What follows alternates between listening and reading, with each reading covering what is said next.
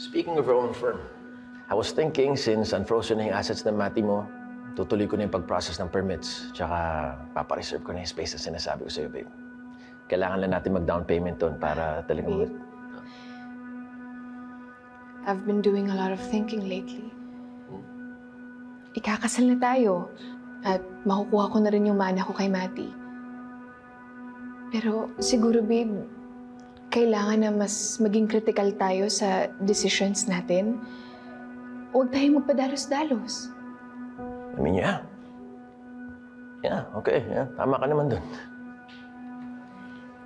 Babe, kasi marami pa akong gustong gawin sa Keystone. And actually, ang dami ko pang hindi na-fulfill sa mga iniwan ni Mati. And I want to finish what she started. Matagal na natin pinaplano to. Sariling firm natin to. Pangarap natin. Sa firm natin, we won't just be cogs in the machine.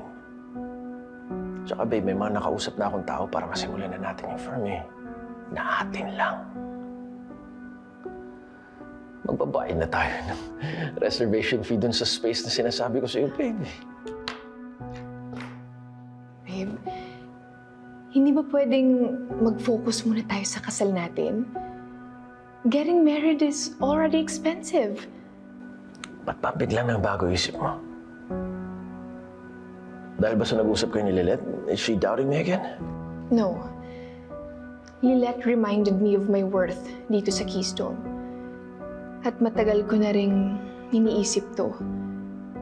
Babe, mali ba na mag-focus muna tayo sa kasal natin? No. No, not at all, babe. Siguro masyado lang ako na-excite sa idea ng firm natin.